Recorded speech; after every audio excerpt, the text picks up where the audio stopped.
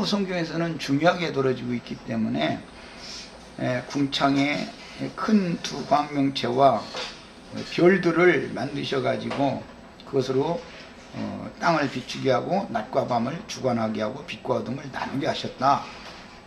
이런 말씀들이 너무 이렇게 간단한 얘기가 아니다라는 것을 잘 이해를 하실 수 있기 바랍니다. 자, 기도 한두 번 하시고 오늘 말씀 나누겠습니다. 응? 자, 그러면 바로 말씀 또 이어 들어가겠습니다. 읽을 말씀은 창세기 1장 14절로 19절 성경 다 같이 찾아서 한번 상기하는 의미에서 더 읽도록 하겠습니다. 그리스도와 교회에 관한 말씀을 이렇게 집중적으로 말씀을 나누는 것은 성경의 이게 핵심 뼈대이기 때문에 이걸 강조하는 거예요. 그러니까 다시 한번 지금까지 들은 말씀을 상기해가면서 읽으시기 바랍니다. 하나님이 이르시되 하늘의 궁창에 광명체들이 있어 낮과 밤을 나누게 하고 그것들로 징조와 계절과 날과 해를 이루게 하라. 또 광명체들이 하늘의 궁창에 있어 땅을 비추라 하시니 그대로 되니라. 하나님이 두 큰 광명체를 만드사 큰 광명체로 낮을 주관하게 하시고 작은 광명체로 밤을 주관하게 하시며 또 별들을 만드시고 하나님이 그것들을 하늘의 궁창에 두어 땅을 비추게 하시며 낮과 밤을 주관하게 하시고 빛과 어둠을 나누게 하시니 하나님이 보시기에 좋았더라. 저녁이 되고 아침이 되니 이는 둘째 날이니라. 그랬습니다. 시편 8편을 읽겠습니다.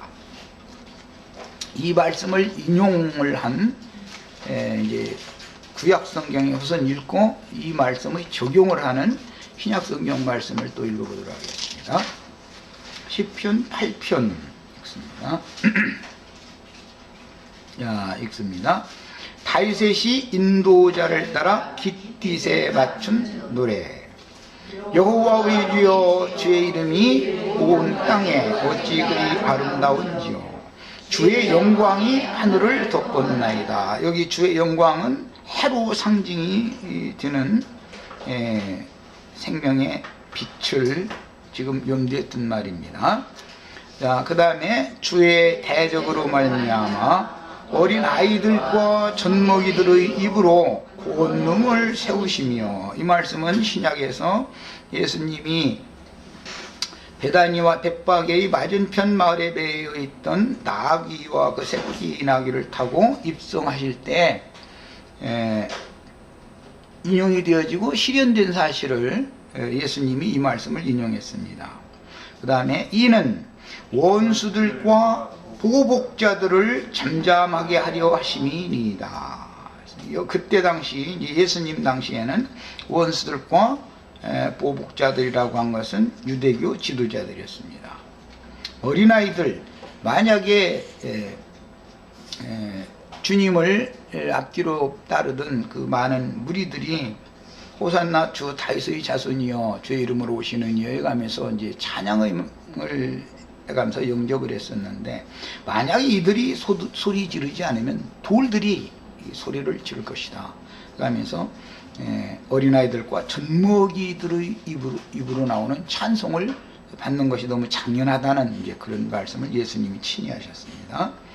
자, 그 다음에 주의 손가락으로 만드신, 이제 줄쳐놨습니다. 하늘과 주께서 베풀어 두신, 여기는 해야기는 없고 달과 별들을 내가 보니, 사람이 무엇이기에 주께서 그를 생각하시며 인자가 무엇이기에 주께서 그를 돌보시나이까. 그를 하나님보다 라고 그랬는데 일이 있고 나눠주에 보면 천사라고 되어 있죠. 히브리서 1장과 2장에서 이 말씀이 재인용이 됐는데, 거기는 하나님의 형상의 본체이신 그리스도를 천사보다 조금 못하게 하셔서 세상에 보내셨다, 이렇게 이 말씀을 설명을 했습니다. 그게 하나님보다라는 것은 천사보다예요. 조금 못하게 하시고 영화와 존귀로 관을 씌우셨나이다. 이것은 인자로 오셔서 많은 고난으로 말미암아 온전케 되는 과정을 거친 다음에 그를 부활시키심으로 모든 이름 위에 뛰어난 이름을 주셨다 이렇게 표현했고, 이것이 영화와 존귀로 관을 씌우신 것이다 라는 것을 신약성경이 설명을 했습니다. 그 다음에 주의 손으로 만드신 것을 다스리게 하시고, 이것은 창세기에서는 이제 다섯째 날에 나오는 문제인데, 만물을 그의 발 아래 두셨으니 곧 모든 소와 양과 들짐승이며 공중의 새와 바다의 물고기와 바닷길에 다니는 것이니이다. 이런 모든 생물들을 다스리는 권위를 이 인자 사람에게 맡기셨다. 그리스도가 이제 새 창조의 왕이다 라는 것을 신약성경에서 설명을 했고, 그 그리스도의 왕국이 바로 교회이기 때문에 히브리서에서 이 말씀을 적용해서 인용할 때는 주께서 교회 중에서 하나님을 함께, 교회 지체들과 함께 찬송을 하는 것으로 이 다윗의 시를 적용을 했습니다. 이것은 그때 당시는 다윗이 성전 예배 때 예배를 인도할 때 이제 거기서는 찬양대가 늘 있었기 때문에 찬양대의 그 지휘자의 인도를 따라서 깃깃에 맞춘 노래라고 그랬는데,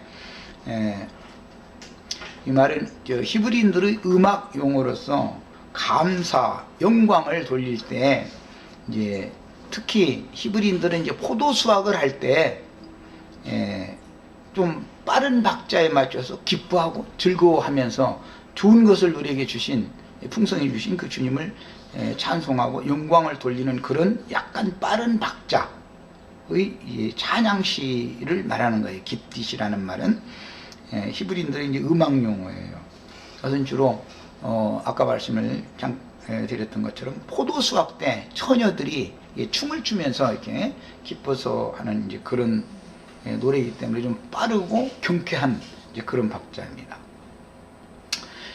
그러니까 여호와 우리 주여 주의 이름이 온 땅에 어찌 그리 아름다운지요 하고, 창세기 4장과 5장에 나오는 4장이란다. 1장의 넷째 날과 다섯째 날에 나오는 궁창 하늘의 큰 두 광명, 그 다음에 별들을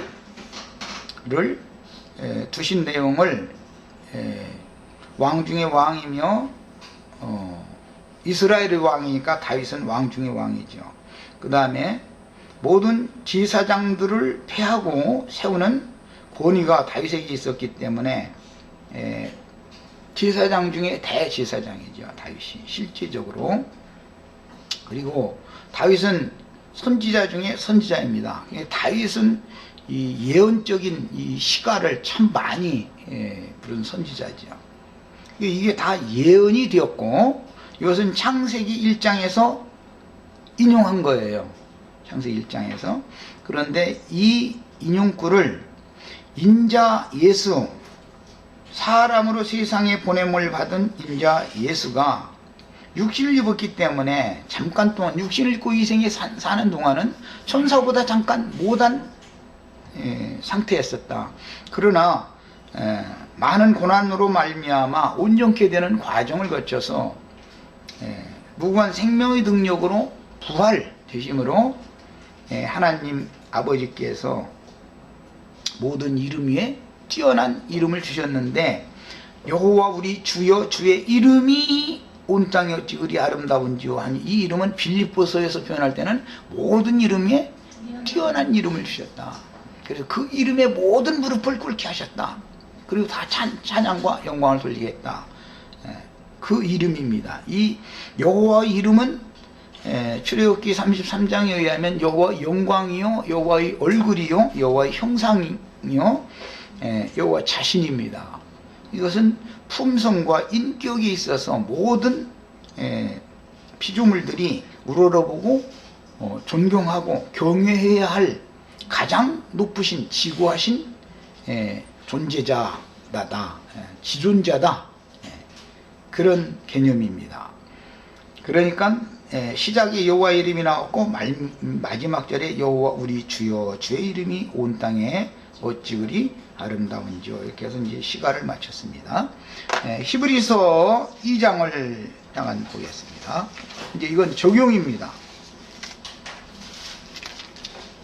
창세기 1장에 나오는 이런 넷째 날 이야기, 궁창에 빛들을 두셔서 땅에 비추게 하시고 주야 낮과 밤을 나누게 하신 이런 이야기들이 신약의 실제적인 실현이라는 것은 세상의 빛으로 오신 인자 예수께서 유대인만이 아니라 이방인들에게도 생명의 빛을 받아서 빛의 세계로, 즉 하나님의 영광, 하나님의 얼굴 앞으로 인도하는 대제사장으로 예수님이 오셨고, 그 다음에 구속을 이룬 후에는 또 다른 보혜사, 이것은 영원한 성령으로 말미암는 죽음이 없는 대제사장으로, 육신으로 오셨을 때는 아론의 반차에 따르는 대제사장으로 오셨지만 그 영으로 오셨을 때는 멜기세덱의 반차에 따르는 대제사장으로 두 번째 다시 오셔서 완전한 대제사장으로 우리 모든 죄인들을 구속하여 하나님의 영광 앞으로, 또 지성소의 은혜의 보좌에서 그룹사위에서 말씀하시는 신의 임재 앞으로 우리 모두를 이끌어 가시는, 인도해 주시는 그런 완전한 대제사장으로 오신 사실을 증거하는 것이 히브리서의 내용들입니다. 5절부터 2장 5절부터 읽겠습니다. 하나님이 우리가 말하는 바 장차 올 세상을 천사들에게 복종하게 하심이 아니라, 장차 올 세상이라고 하는 것은 그리스도로 말미암는 새로운 피조 세계를 말하는 것이죠. 물질계는 아담의 세계죠. 이 세상이라고 그러죠. 이 세상. 그러나 장차 올이라는 것은 앞으로 도래하게 될, 다시는 죽음이나 상함이나 해함이 없는 그런 영적인 새 세계를 말하는 거예요. 장차 올 세상을 천사들에게 복종하게 하심이 아니고, 그러나 누구인가가 어디에서 증언하여 이르되, 이 말은 현세는 천사들이, 물질계는 천사들을 통해서 주장하게 하셨다. 그러나 장차 올 세상에는 그리스도가 왕 중의 왕이고 그리스도께 구속받은 모든 형제들, 그리스도와 예수님과 함께 받아들이신 예수님과 함께 한 하나님을 섬기게 된 그 형제들에게 장차 올 세상을 다스리도록 후사로 삼으신다라는 걸 지금 말하고자 하는 내용이에요. 자, 어디에서 증거해요? 라고 그랬는데 이것은 시편 8편을 말하는 거죠. 사람이 무엇이기에 주께서 그를 생각하시며 인자가 무엇이기에 주께서 그를 돌아보시나이까. 이 말씀은 창세기 1장에서는 궁창의 큰 광명 중에 낮을 주관하는 광명은 예수님을 말한다라는 건 요한복음에 이미 해석이 되어 있죠. 요한복음 1장이나 9장에 보면 나는 세상의 빛이니 내가 세상에 있으면 낮이다. 낮에 행하여 어둠에 잡히지 않게 하여라. 그러니까 예수님이 해지요. 그러니까 낮의 빛인 것이죠. 예수님이 죽으면 그래서 온 땅에 해가 어두워지는 거예요. 그럼 이제 밤이 오는 거예요. 그래서 예수님이 죽으면 달의 시대가 오는 거죠. 그러나 예수님의 재림 때가 가까워지면 달도 지고 별들만 이제 어두운 밤을 비추게 되는, 이제 이것이 하나님의 경영입니다. 그래서 창세기 1장에 나오는 해, 달, 별 이야기는 성경에 어떻게 적용되는지를 우리가 잘 아셔야 되겠어요. 그 다음에 이제 그를 잠시 동안 천사보다 못하게 하시며, 이것은 33년 반 동안을 말하는 것이죠. 잠시 동안이라는 건 육신으로 계시는 동안은 천사보다 못하다 이거예요. 왜? 물질을 입고 있는 한은 천사의 다스림을 다 받아야 되는 것이죠. 불다스리는 천사에게도 다스림을 받는 거예요. 그만큼 순종을 하시는 하나님이시지만 그랬다는 거예요. 영광과 존귀로 관을 씌우시며, 이것은 모든 이름에 뛰어난 이름을 받으셨다. 어떻게? 육신으로 계신 동안은 통곡과 그 다음에 호소로 하나님 앞에 자신의 이 예수님 하나님의 본체시라도 육신을 입고 계신 동안은 육체의 고난이라는 걸 다 몸소 경험하고 체휼다 하는 과정을, 그래서 죽음까지도 맛을 봐야 됐는데 그런 모든 과정을 다 그분이 몸소 경험을 해봤기 때문에 죽을 수밖에 없는 정죄받은 죄인들을 구원하는 구원의 선두주자가 될 수가 있었다. 이런 것을 이제 설명해 나가는 것이 히브리서의 흐름입니다. 만물을 그 발 아래 복종하게 하셨느니라 그랬는데, 이 만물이라는 것은 시편 8편에서는 땅의 모든 짐승들, 궁창의 날짐승들, 바다의 모든 생물들을 다스리게 하셨다, 이렇게 예언을 했었어요. 이것은 최종적으로는 이제 네 생물을 구속하시고 구속하신 네 생물을 다스리는 왕 중의 왕이다, 이제 그 말인데, 시편 창세기나 시편에서는 바다의 모든 생물들, 해로에 다니는 모든 생물들도 포함이 됐지만 실제 신약에 와서는 바다의 생물들은 구속에 포함되지 않습니다. 그 다음에 하였으니 만물로 그에게 복종하게 하셨은즉 복종하지 않은 것이 하나도 없어야겠으나, 지금 우리가 만물이 아직 그에게 복종하고 있는 것을 보지 못하고 오직 우리가 천사들보다 잠시 동안 못하게 하심을 입은 자 곧 죽음의 고난을 받으심으로 말미암아 영광과 존귀로 환을 쓰신 예수를 보니, 이를 행하심은 하나님의 은혜로 말미암아 모든 사람을 위하여 죽음을 맛보려 하심이라. 예수 하나님이 육신을 입고 오셔서 저주받은 인생을 살면서 이런 걸 모두 다 체휼해봐도 죽음까지도 다 경험을 해보셨기 때문에 죽은 자들 가운데에서 모든 사람들을 살려낼 수가 있었다는 거예요. 그러니까 구원의 선두주자는 다 이런 것을, 저주를 다 보면서 경험을 다 해봐야 된다는 것이죠. 뿐만 아니라 그래야만 그 저주를 짊어지고 감으로 다시는 세상에 저주가 있지 않게 만드는 복음을 통해서 믿어진 사람들에게 이제 저주가 변하여 복이 되게 하는 구원을 실현할 수 있다는 거예요. 그러므로 만물이 그를 위하고 또한 그로 말미암은 이가 많은 아들들을 이끌어, 여기서는 많은 아들들이라고 그랬는데 시편에서는 하늘의 별들로 상징이 되었고, 궁창의 큰 광명 중에 밤을 주관하는 광명인 달이라는 것은 많은 아들들이다. 이끌어 구속받은 성도들로 세운 건 달로 상징되는 교회이고, 그 교회를 위하여 하나님께서 은사로 사도와 선지자와 목자와 교사 등 직분을 맡겨 보내셨는데, 그들은 하나님의 지혜를 얻은 지혜자들로서 다니엘 12장 3절에 의하면 하나님의 지혜를 얻은 그 지혜로운 자들은 모든 계시를 지혜로 깨닫게 될 것인데, 그들은 궁창의 별들과 같이 영원토록 빛날 것이다, 이렇게 설명을 성경이 해놓고 있어요. 자, 그러니까 이 하늘의 별들이라는 것은 신의 지혜와 계시의 영을 받은 종들을 상징한다라는 걸 알 수 있어요. 그 다음에 거룩하게 하시는 이와 거룩하게 함을 입은 자들이 다 한 근원에서 난지라. 이 한 근원이라는 것은 하나님의 말씀, 그렇죠? 1장에 옛적의 선지자들을 통하여 여러 부분과 여러 모양으로 우리 조상들에게 말씀하신 하나님이 이 모든 날 마지막에는 아들을 통하여 우리에게 말씀하셨는데, 이 말씀의 한 근원, 하나님, 조물주는 말씀밖에 없기 때문에 한 근원에서 났다라는 말씀으로 낮았다, 이 말이에요. 한 근원에서 난지라. 그러므로 형제라 부르기를 부끄러워하지 아니하시고, 그러니까 예수님의 형제가 된다라는 것은 신의 아들들이다라는 간증이 되는 것이죠. 이르시되 내가 주의 이름을 내 형제들에게 선포하고 내가 주를 교회 중에서 찬송하리라. 그래서 이 말씀을 창세기 1장 말씀을 시편 8편에서 선지자 다윗을 통해서 시가로 예언 재예언을 했고 신약 성경에서는 이것을 영적으로 적용해서 실현시켰습니다. 이제 계시록 12장 1절에서 6절을 읽습니다.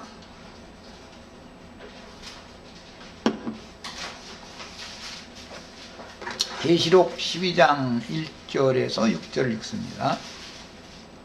하늘에 큰 이적이 보이니 해를 옷 입은 한 여자가 있는데, 이 해를 옷 입은 한 여자는 창세기에서는 밤을 주관하는 큰 광명이죠. 해라는 것은 낮을 주관하는 큰 광명이니까 예수님이고, 밤을 주관하는 큰 광명은 교회단 말이에요. 그리스도의 배필인 해를 입은 한 여자라고 그랬어요. 이것은 창세기에서는 달로 상징이 되어졌고, 시편 8편에서는 달과 별들을 보니 그랬는데, 달이라는 건 교회를 말하는 거고, 별들이라는 것은 교회 중에 교회들을 위하여 은사자들을 주님이 세워주셨는데, 그 은사자들은 별들로 실현한다라는 말이에요. 계시록에서는 7별들이라는 게 7교회의 사자들이잖아요. 온 땅에 보내심을 받은 하나님의 7 영들이고 대언의 영들이다 그랬어요. 여자가 있는데 그 발 아래에는 달이 있고, 그런 걸 보니까 이미 달의 때가 끝났다는 말이 되겠죠. 달이 발 밑에 있으니까 발로 이 여자가 밟고 있는 거잖아요. 이 여자가 새 달이잖아요. 그러니까 말하자면. 그러니까 구약 시대는 이제는 끝났다. 율법의 저주는 이제 끝났다. 죄와 사망 권세는 이제 끝났다. 그런 말이에요. 그래서 이 창세기 1장에서 14절에서 19절 사이에 나오는 넷째 날의 말씀이 성경에는 정말로 선지자들을 통해서 너무 많은 말씀들이 인용이 됐어요. 예언이 되어지고. 그런데 잘 아는 요엘서 2장 말씀에 의하면 그날에는 해가 어두워지고 달은 핏빛같이 된다, 이런 표현이 나왔고, 그 다음에 다른 선지자들은 그날에 백주 대낮에 깜깜함이 온 땅을 이제 덮게 된다, 이런 말씀들이 계속 예언이 되었는데, 예수님이 실제로 십자가에서 못 박혀 죽으실 때 백주 대낮이었죠. 그게 제일 밝은 한낮이었죠. 그런데 온 땅이 다 어두웠던 거예요. 그것은 낮의 해가 지금 지고 있는 거를, 예수님이 죽을 것을 예언한 말이다 이 말이에요. 해가 졌다라는 건 예수님이, 세상의 빛을 가지고 오신 예수님이 죽는다 이 말이에요. 그 다음에는 그 영이 되셔가지고 교회를 통해서 그 빛을 반사하게 한다 말이에요. 이제 이것은 교회 시대라고 그러죠. 그런데 교회 시대는 달이 밝을 때는 별이 빛을 발하지 못하지만, 달이 어두워지면 별이 더 밝게 빛날 수밖에 없는 거죠. 이런 것이 다 창세기 1장 넷째 날의 인용된 성경의 전권의 흐름이라는 걸 이해를 하셔야 되겠어요. 그 다음에 그 머리에는 12별의 면류관을 썼더라 그랬어요. 실제로 독생자로 오셨던 예수님이 존귀와 영화로 관을 하나님이 그에게, 예수님께 씌워주셨다 그랬지만, 실제로는 예수 그리스도의 영화와 존귀를 해를 입은 여자에게 면류관으로 씌워주신 것을 알 수가 있고, 주님의 모든 영광은 이 해를 입은 여자가 함께 주님의 영광에 참여한다라는 걸 알 수가 있어요. 이것은 고대 사회에서는 왕이 왕으로 이제 등극을 하려면 반드시 그 왕후와 같이 면류관을 쓰고 보좌에 앉아서 나라가 안녕과 질서를 또는 번영을 할 것을 축복을 백성들에게 했기 때문에 거기에서 지금 그런 관습에서 인용이 되는 거예요. 당연히 세상에서도 대통령이 어디 가면, 뭐 엊그제도 그 뉴스 잠깐 이렇게 비친데 보니까 저 대통령 전용기에 그 부인 그분 이름이 김연옥 이라는 그 여사도 이렇게 옆에서 같이 손을 들더만. 그러니까 다들 이렇게 격려하고 뭐 높은 사람들 막 다 와서 격려하고, 이제 그것은 대통령이 영광을 받는 것은 그 부인도 같이 받는다라는 걸 보여준 그림이잖아요. 이런 겁니다. 여기 창세기에 나오는 큰 두 광명과 별들에 관한 말씀이 최종적으로 계시록에 이렇게 완성적으로 이 말씀이 계시가 되고 있는 거예요. 이 여자가 아이를 베어 해산하게 되매 아파서 애를 쓰며 부르짖더라 그랬는데, 이 여자가 아이를 베서 이제 해산할 때가 됐다라는 것은 이사야 62장에서 이게 이제 그 재인용하고 실현시키는 말씀으로서 하나님께서는 임산케 하는 하나님이기 때문에 해산케 하는 하나님이죠. 뭐 이런 얘기인데, 비유로 여러 번 말씀드렸지만 자매님들 얘기할 때 뭐 내가 오늘 나야지 하고 막 힘준다고 나오는 게 아니죠. 내가 오늘 밤에 남편 사랑해가지고 막 저기 아기 임산해야지 한다 해서 되는 게 아니죠. 다 생명의 주인이 알아서 임산케 하시고 해산케 하는데, 구약 성경에 보면 때가 되면 순산하게 하여서 아들을 낳게 해주는 얘기가 이사야 선지자의 예언이었죠. 예수님이 실제로는 해산하는 고통을 당한 것이 십자가에서 죽는 거죠. 예수님 십자가에서 죽으시면 제자들을 낳는 거잖아요. 지금 이제 3년 반 동안은 잉태하는 기간이었고, 잉태하는데도 헛구역질하고 많이 고생하잖아요. 근데 뭐 10달을 하는 게 아니라 3년 반을 했죠. 예수님으로 말하자면. 그 다음에 때가 찼을 때 해산하는 거예요. 그래서 임산과 해산에 관한 말씀을 요한복음에서 해산 때가 이르면 걱정하지만 아이가 세상에 나오면 낳은 그 아들 때문에 모든 해산 고통 다 잊어버리고 기뻐하지 않냐. 이것도 뭐 나보다 자매님들은 뭐 체험이 있으면 더 그러겠죠. 이런 것이 이제 세상사의 상징을 들어서 제자들을 먼저 예수님이 십자가에서 낳으셨고, 제자들을 통해서 전도를 하게 해서 교회를 세우게 하는 거예요. 이제 이것이 이제 하나님의 생육하고 번성하는 축복을 실현하는 이제 말씀. 5장 5째 날 6째 날은 축복이 2번 나오죠. 그것이 이제 생육하고 번성하는 축복을 실현하는 거예요. 이렇게 이게 교회는 반드시 이기는 자들을 낳아야 된다라는 이제 그런 뜻이죠. 아파서 애를 쓰며 부르짖었다라는 것은 지금 이제 해산 고통이 임했다는 뜻이고, 교회가 예수님이 독생자로 오셨던 예수님이 십자가에 달려서 그 고통을, 죽기까지 고통을 당하던 것처럼 교회가 이제 그런 십자가의 고통을 체험하게 된다라는 것을 적용하는 것이죠. 완성적으로. 하늘에 또 다른 이적이 보이니 보라, 한 큰 붉은 용이 있어 머리가 7이요 뿔이 10이라. 이거 7머리와 10뿔은 큰 음녀가 이제 17장 18장에 가면 7머리와 10뿔이 음녀와 함께 있죠. 그 여러 머리에 7 왕관이 있는데 그 꼬리가 하늘을 별 3분 1을 끌어다가 땅에 던지더라. 그러니까 주님이 세운 교회는 갑작스럽게 타락하게 된다는 걸 알 수가 있죠. 땅에 던졌다라는 건 이미 구속받은 성도들은 주와 함께 하늘에 앉혀졌어야 되는 것이고, 하늘에 있는 별들이 되어져야 되는데, 아브라함의 그 영적 자손들은 별들로 상징하잖아요. 별들이 되어야 되는데 땅으로 갑작스럽게 떨어진다는 거거든요.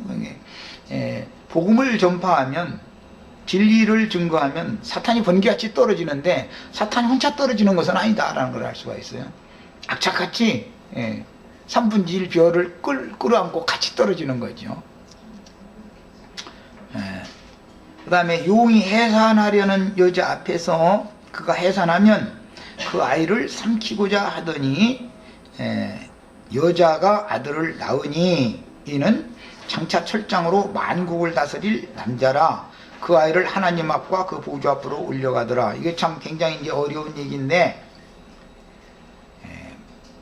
우리 속에 그리스도가 다 생명으로 잉태되어졌고 해산 때를 기다리는 것은 상징이죠. 그리스도의 생명이 우리 영혼 속에 잉태되어져 있다가 해산한다는 것은 육신이 죽는 날을 말하는 거죠. 해산하는 날이에요. 이것은 참 기독교계에서 이게 소위 말하는 휴거라고 그러는데 교회의 마지막 추수를 상징적으로 하는 말이에요.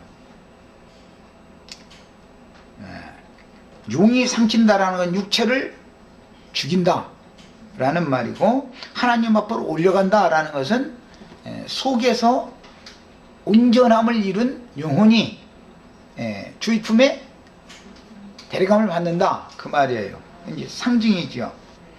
자, 이제 창세기로 다시 돌아갑니다. 창세기 1장에 나오는 14절로 19절 사이에 나오는 넷째 날에 관한 이런 말씀들을 요약적으로 시편 8편과 다른 선지자들이 많은 예언이 있었었다라는 거, 그 다음에 계시록 12장에서 결론적인 말씀을 압축적으로 세 군데만 우리가 읽었어요. 그래도 벌써 우리는 성경이 지금 말하고자 하는 의미를 이제 충분히 이해할 수 있죠.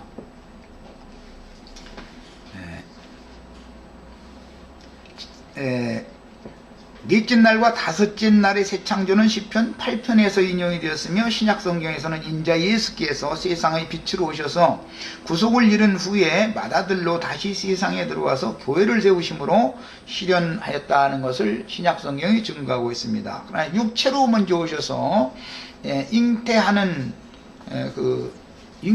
수고와 잉태하는 고통과 해산하는 수고라는 말씀이 나왔는데, 잉태하는 고통은 예수님 3년 반 동안 대적, 그 다음에 배반, 배척, 박해를 당하시는 중에 말씀을 자꾸 전하는 것은 잉태하는 고통이었죠. 십자가에서 결국 죽는 것은 해산하는 수고예요.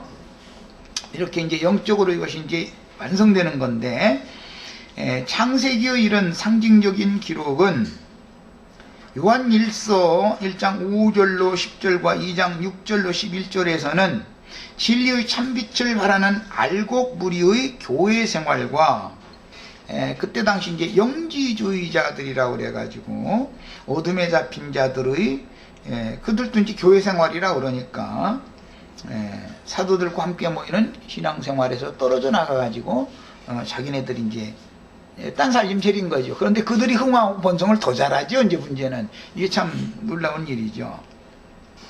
대적자들이 더 번성을 더 잘하는 거죠. 그래서 사도가 이걸 설명할 때는 하나님은 빛이시라 그랬고, 형제를 사랑하는 것은 빛이고 빛 가운데 있다는 증거고, 형제를 미워하는 것은 어둠에 잡혔다는 증거다, 이렇게 요한일서에서 이것을 설명을 했어요. 그런데 그 형제를 사랑한다라고 하는 사랑이라는 말이 오늘날 기독교계 사람들이나 세상 사람들이 말하는 그런 종류의 인간적인 사랑을 말하는 게 아니다라는 것을, 이것을 못 깨닫는 것이 참 문제죠. 성경이 말하는 바는 그리스도의 사랑, 하나님의 사랑, 성령의 사랑을 말한 거기 때문에 진리 안에서의 사랑, 진리의 사랑을 말하는 것이지 인간적인 사랑을 말하는 것이 아닙니다. 예수님이 내가 너희를 사랑한 것과 같이 너희가 서로 사랑해라 이렇게 말씀하시지, 그냥 너희가 서로 사랑해라 라고 하지 않죠. 반드시 예수님이 제자들을 사랑한 것처럼 사랑하라는 것을 말하는 거예요. 그럼 예수님이 제자들을 어떻게 사랑했나를 우리는 생각해 보면 알 수 있죠. 베드로 보고도 말이야, 아무리 사랑하는 제자지만 육신의 일을 자꾸 얘기해서 하나님의 뜻이 이루어지지 않게 회방을 할 때는 사탄아 내 뒤로 물러가라, 이것이 하나님이 사랑이다 이거예요 이게.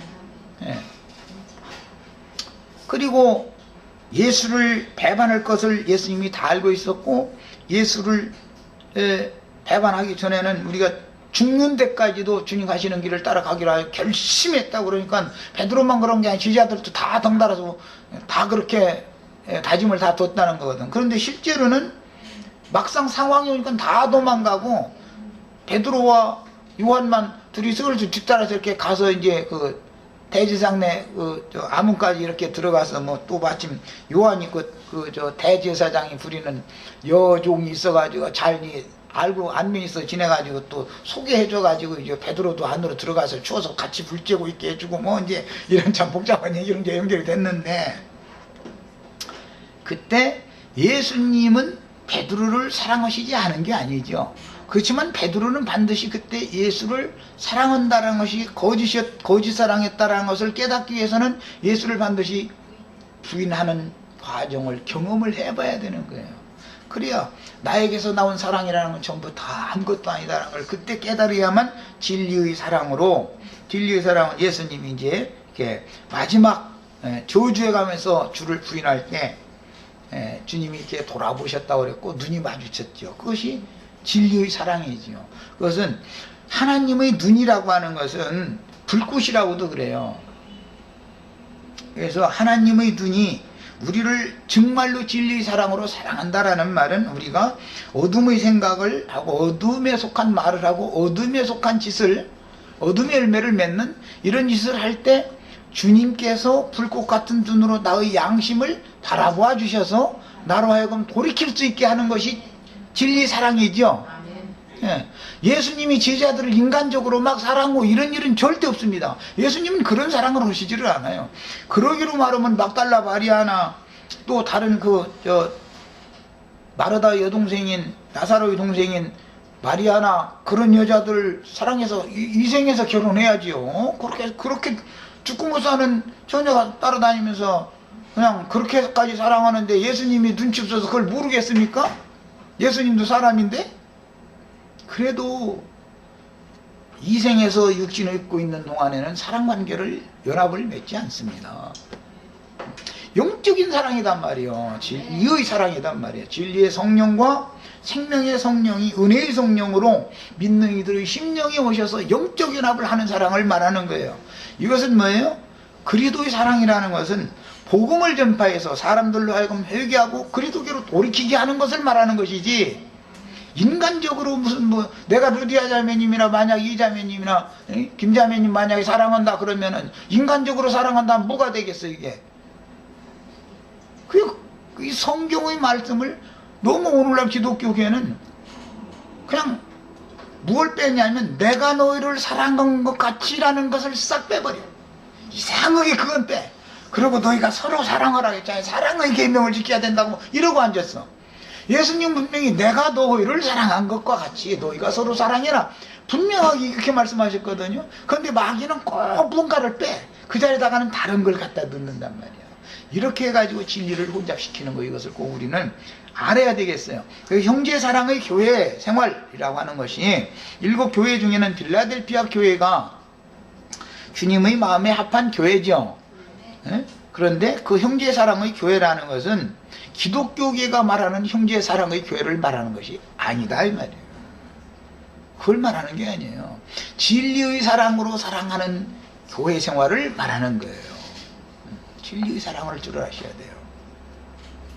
내가 우리 형제 자매님들을 사랑합니다 만약 이러면은 영적으로 그 영혼을 주님이 사랑하시기 때문에 나도 사랑한다라고 말을 하는 것이지, 내가 인간적으로 혼적으로 사랑하다 보면 잘못하면 육신적인 사랑으로 이게 변질되어 버릴 수가 있다니까. 이 인간이라는 거는 믿을 수가 없어. 이런 것을 잘 아셔야 돼요. 이걸 확실하게 오늘 이제 이런 것을 아셔야 되겠어요. 그래서 요한 사도가 말하는 사랑 이야기는 요한 사도가 제일 많이 하지요. 하나님은 빛이시라 그러지만 또 한 면에서는 생명으로 표현할 때는 하나님은 사랑이시다 이렇게도 표현하잖아요.